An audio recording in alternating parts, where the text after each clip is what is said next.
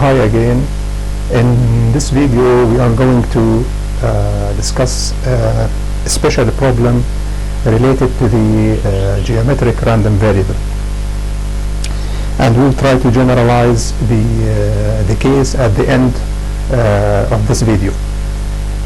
We will consider a problem very closely related to the geometric random variable, which is basically first let me review what geometric random variable means. The geometric random variable can be described as the number of experiments, the number of independent Bernoulli experiments until the first success. The number of experiments you do until you get the first success. So let's consider the following experiment. We are going to perform a Bernoulli experiment several times and wait until we get the first success. So, for example, consider the first experiment, second, third, and so on until we get a success somewhere here. So, for example, for this case, if we consider this is the first Bernoulli trial, the second Bernoulli trial, the third, and so on until you get a success somewhere here. So if we get a failure here, failure in the second experiment, failure in the second, in the first experiment, failure in the second experiment, failure in the third, and so on until you get a success somewhere here. Now let's denote the number of trials until first success by n, capital N. So n is obviously a random variable, and if we consider that these Bernoulli trials, each Bernoulli trial here performed here has a probability of success alpha. So alpha is the probability of success in one trial.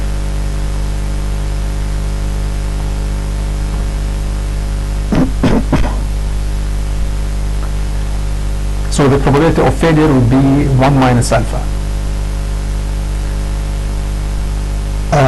Now obviously n is a geometric random variable, so n here is geometrically distributed with a parameter alpha, and it has the following Pmf, probability mass function, the following probability mass function. P n equals small n is equal to probability of capital N of n, and this is equal to 1 minus p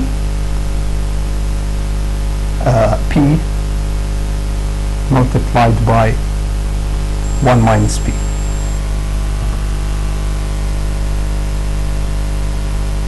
Oh, sorry, this is alpha multiplied by 1 minus alpha to the power n minus 1.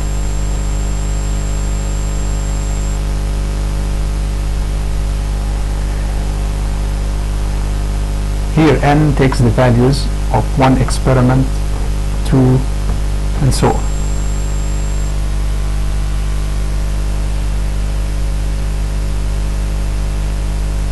Right.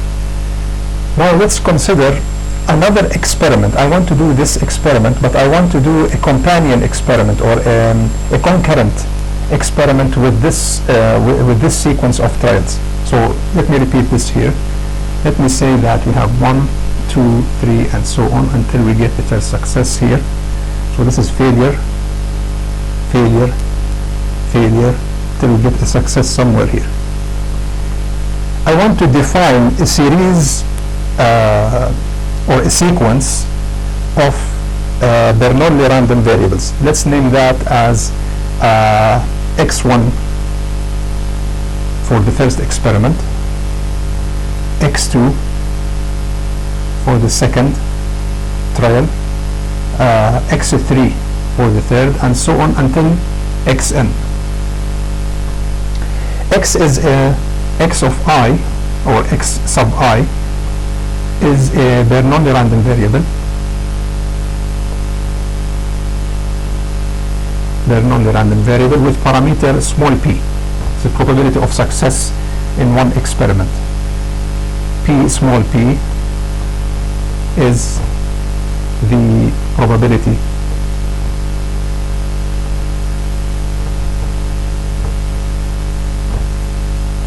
of success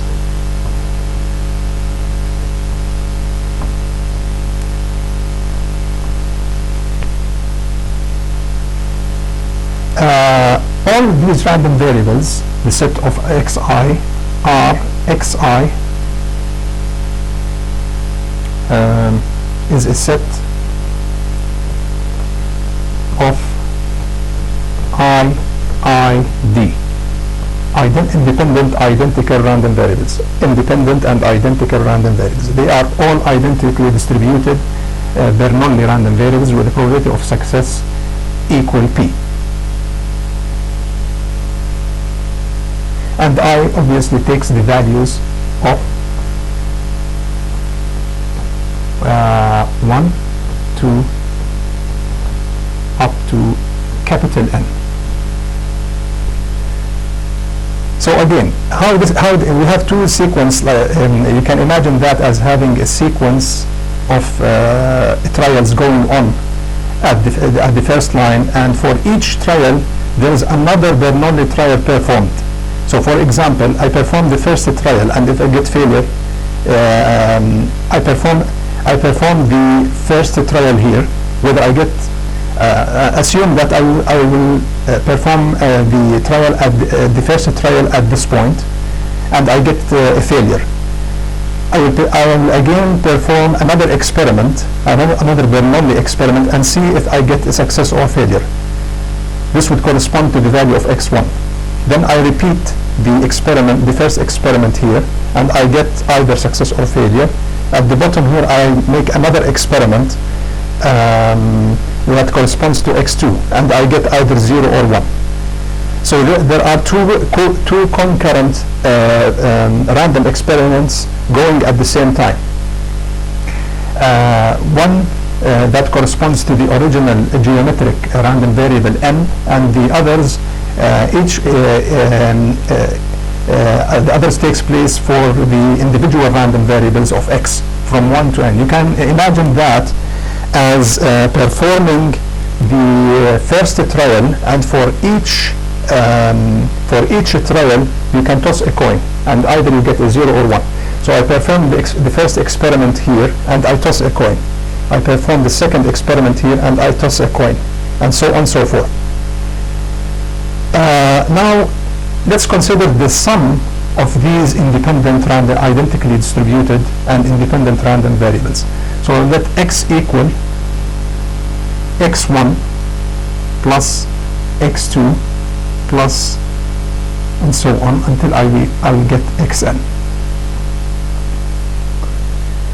So x is the sum, or is a sum of is a random sum of random variables, because n is a random variable. So this is a random sum of random variables. More specifically, x is a random sum of independent identical distributed Bernoulli random variables. So I am interested in finding the distribution of x. So what is the distribution of x under several circumstances? So for example, I want to see x, what is the distribution of x in case small p is equal to 0, and in case p takes values between 0 and 1,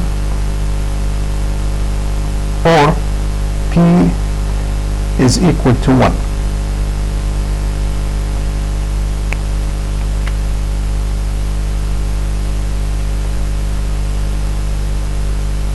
So we have a sequence of independent trials going on, and there is a corresponding random variable x for each of these trials, and we are interested in finding the distribution of the sum of these random variables, which is the sum of which is a random sum of random variables when p is equal to 0, and when p is between 0 and 1, and when p is equal to 1. So let's inspect the distribution of x at the boundaries, that is when p is equal to 0 and when p is equal to 1.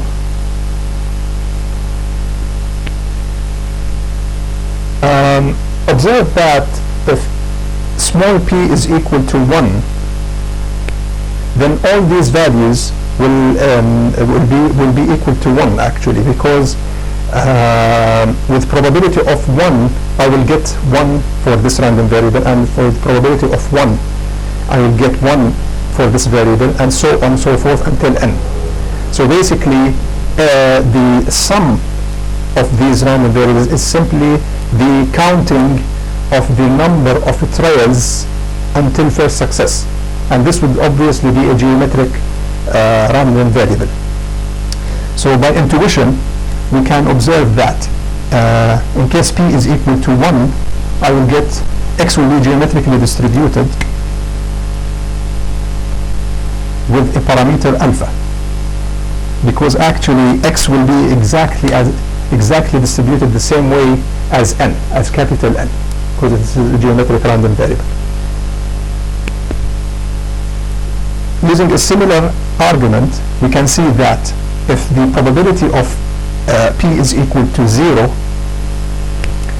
this means that the probability of failure would be 1. So I will get zeros for the values of xi. So this value would be x1 will take the value of 0 with probability of 1, and x2 will take the value of 0 with probability of 1, and so on and so forth. So we have the density of probability of x equal to 0 is equal to 1, and this is a deterministic random variable or degenerate random variable. So in this case the distribution will be deterministic. Probability of x is equal to x equal to 0 will be always 1, and all these values will be 0, so the sum of zeros will be 0, so we'll take the value probability of x equal to 0 will be 1. Now what about the distribution of x in case p takes values between 0 and 1? We need to derive an expression or to find the distribution of x in this case. So let me erase this part.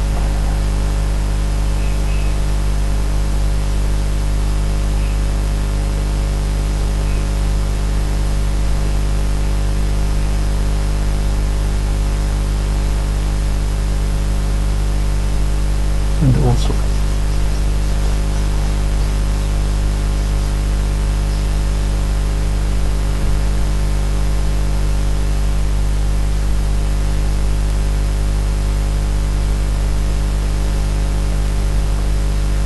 observe that now I will repeat the figure here. So if we have a sequence of trials 1, 2, 3 and so on until S, so let's assume we have failure until we get a success somewhere here. So this is capital N.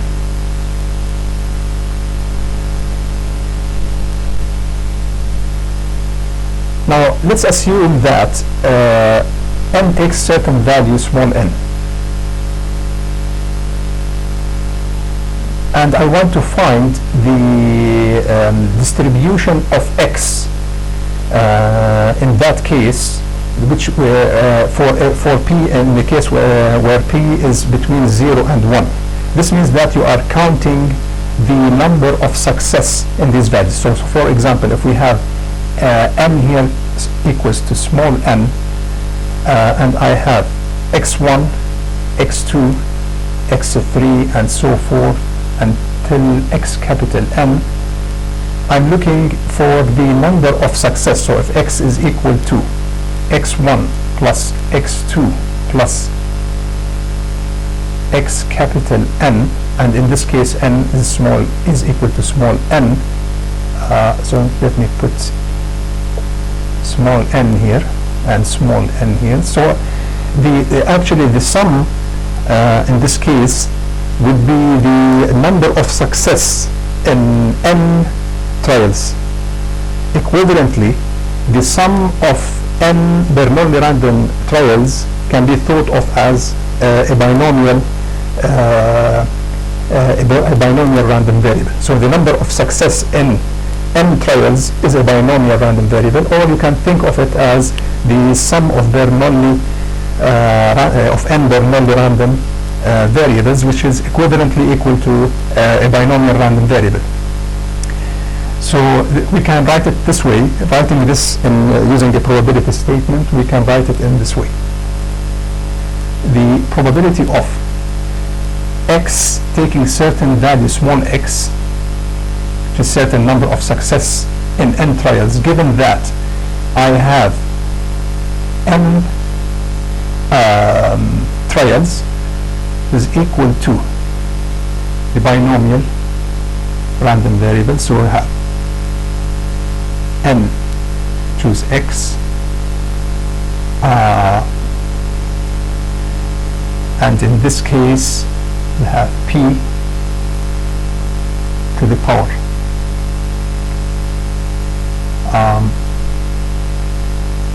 x 1 minus p to the power n minus x. Here x takes the values equal to 0, 1, and so on until small n.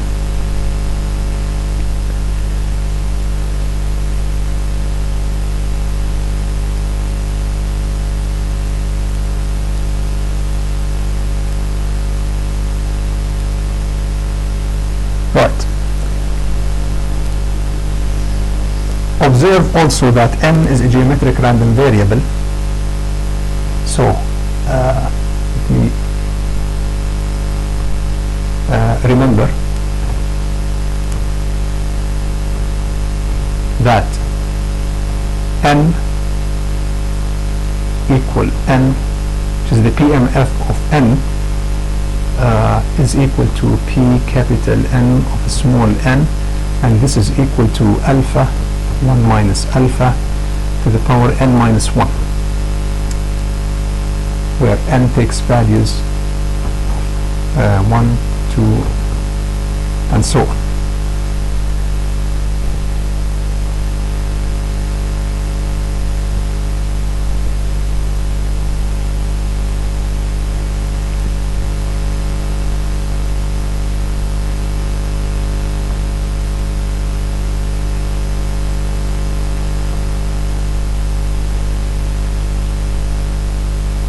So this is a binomial random variable.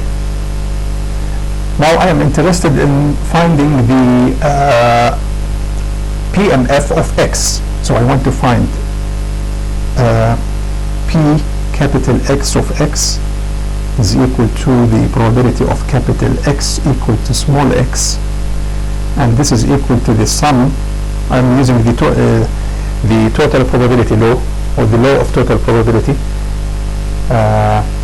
Probability of x equal small x and n equal to n. So I want to sum over all values of n.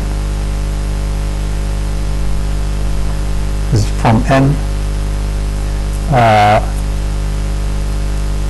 actually equals x until infinity.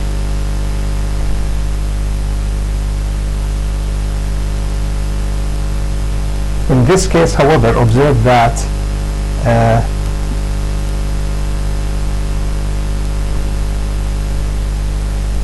because n starts from 1, so the values of x should now start from 1.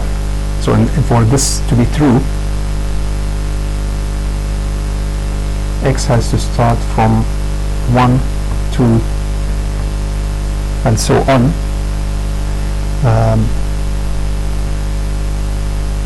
Yes.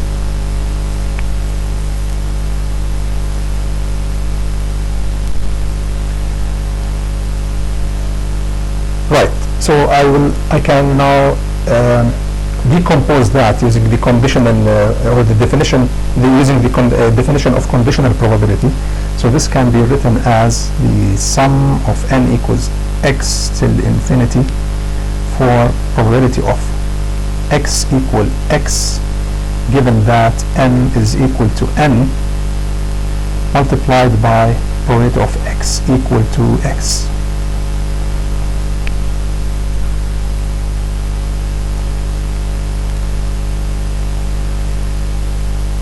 And I can substitute for that using this, and sorry, I think this is the n, capital N is equal to small n, and I can substitute for this distribution using this formula.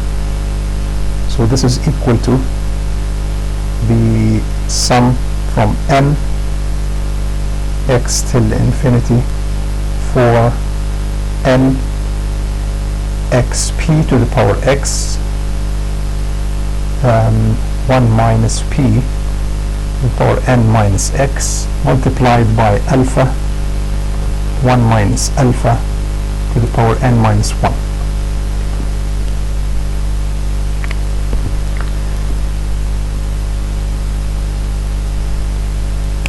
I can further simplify this expression using some binomial identities.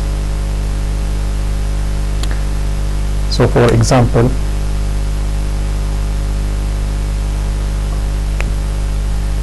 I can use this identity. Let me use this perhaps can using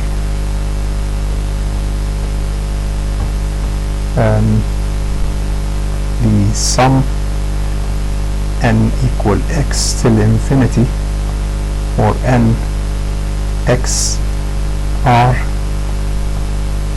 to the power n is equal to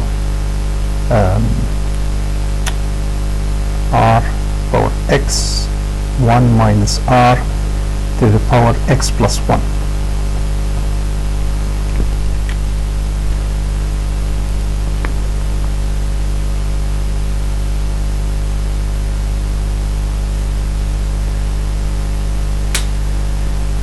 So let me erase this part so I can simplify this part here.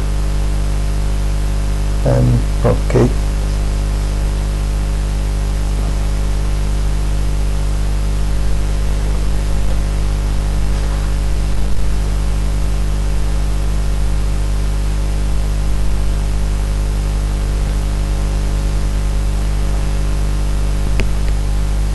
I want to make this shape look very similar to this identity, so I can use this simplification. So let me do the following. Going back here.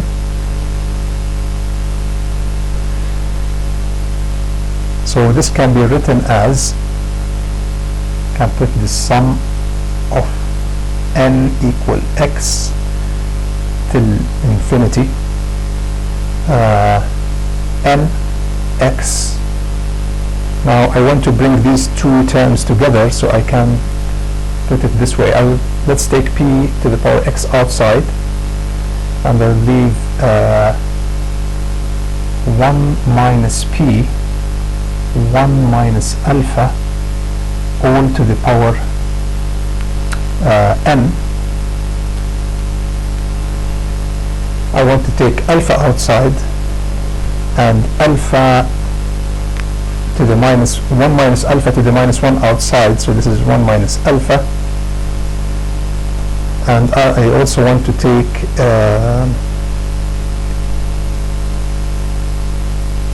1 minus p to the power x outside. Well, we cannot do that.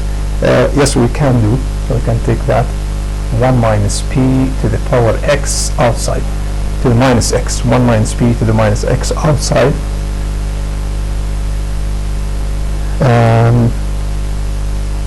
So alpha, we'll take alpha outside and p to the power x outside, and 1 minus p to the minus x also outside, 1 minus alpha to the minus 1 also outside. So we are left with this. So this is actually our r. This looks very like our r in this formula. So this expression can be reduced to now p to the power x alpha 1 minus alpha 1 minus p to the power x, and this expression can be reduced to r to the power x, which is 1 minus p 1 minus alpha to the power x to the power x over 1 minus 1 minus p 1 minus alpha all to the power x plus 1.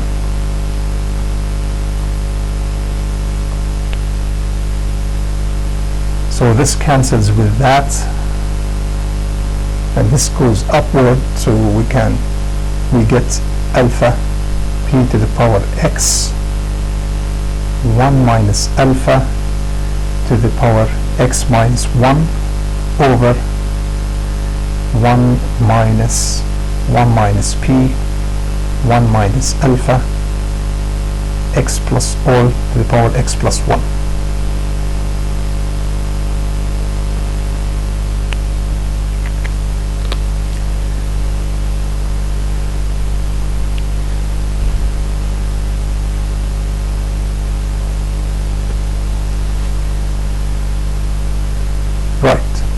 So this is the final expression for the case when p is between 0 and 1. So let me remove all that stuff now.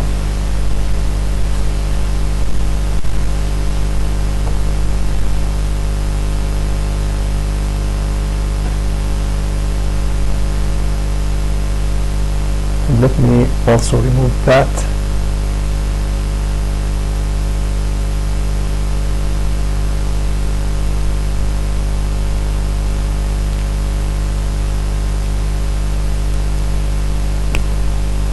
So this is the final expression.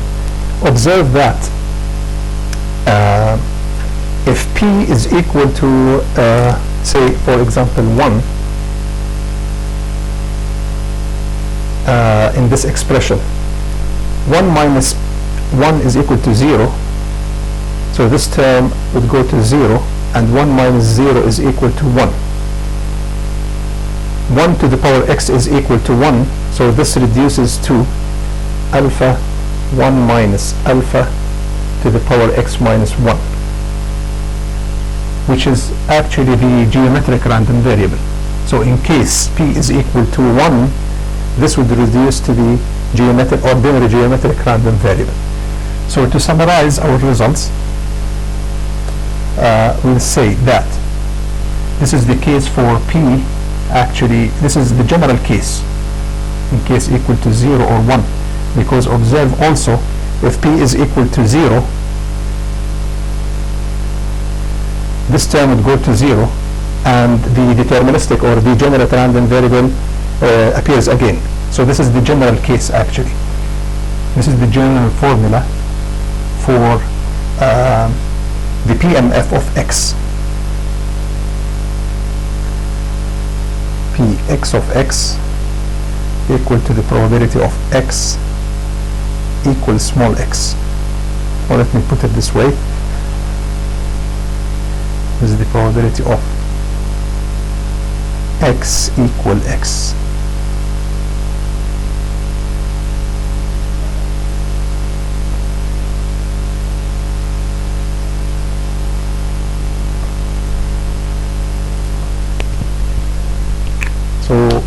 thank you for watching.